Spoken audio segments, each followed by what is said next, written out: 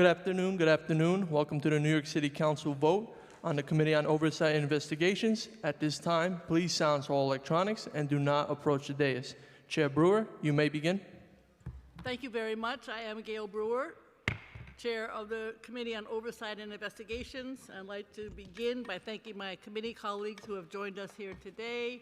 Councilmember Krishnan, Councilmember Williams, Councilmember Banks, somebody else, Councilmember Joseph, and I believe Councilmember Ressler is on his way.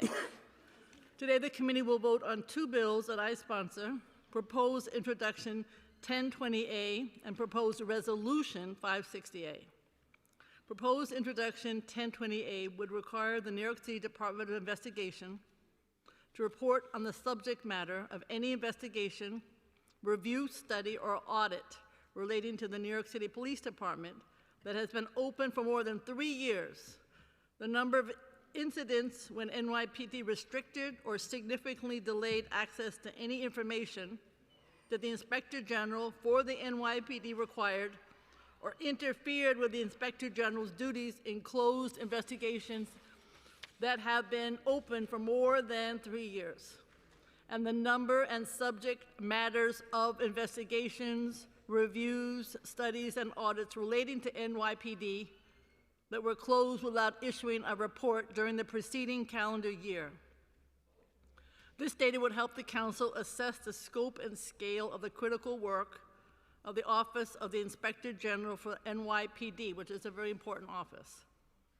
The Inspector General's mandate is to provide a systemic review of NYPD policies and practices via thorough investigations and reporting. Over the years, the office has undertaken groundbreaking investigations leading to real improvements at the police department.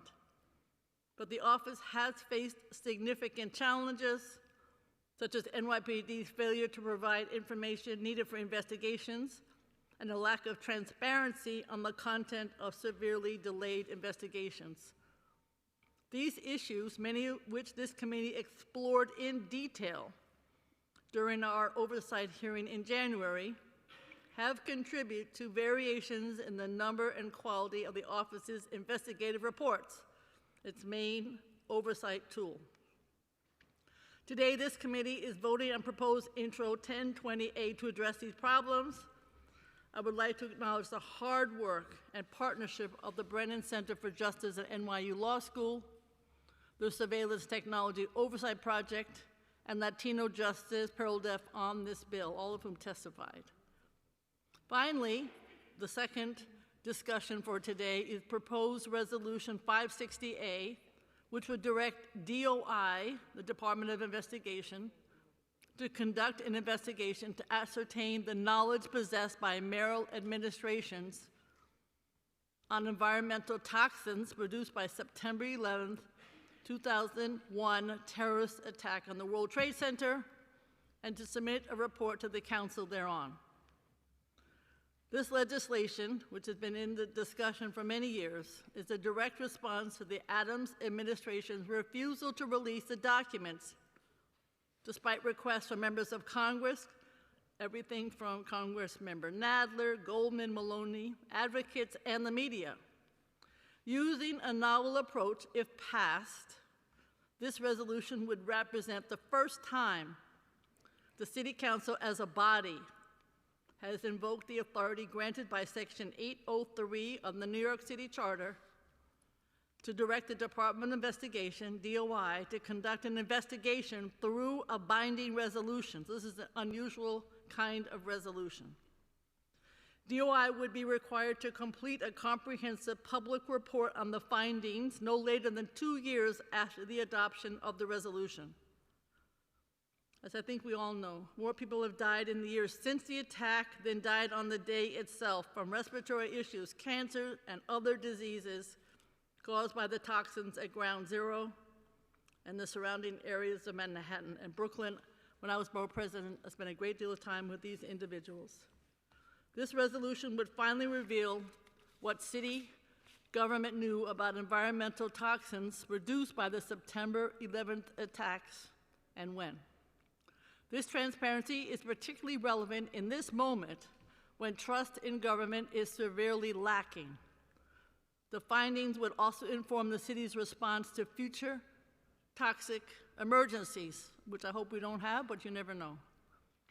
I would be remiss if I did not recognize the tireless work of the 9/11 Health Watch on this bill, particularly Ben Shavat. Before I conclude, I would like to thank the following council staff for their work on this hearing. From the O&I committee staff, Nicole Kata, Erica Cohen, Alex Yablon, and Owen Kotowski. From the Division of Legislative Counsel, Wes Jones, Juanita John, Stephanie Ali, and Pauline Cernick. And from the O&I division staff, Meg Powers and Zachary Mayer Casales. And from my staff, the great Sam Goldsmith. Everyone working in the background has made this hearing run smoothly.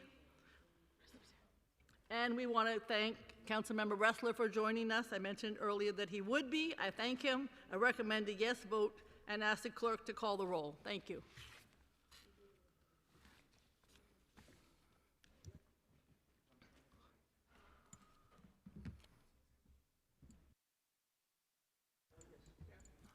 Good afternoon. This is the roll call vote on the Committee on Oversight and Investigations on Intro 1020A and Resolution 560A. Chair Brewer. Yes, thank you. Council members Joseph, I vote aye. Krishnan, Aye. Ressler, Aye. Williams, I vote aye. Banks. Aye, and congratulations. Chair Brewer, by a vote of 6 in the affirmative, 0 in the negative, and 0 abstentions, both items have been adopted. Thank you very much. This hearing is concluded. Thank you.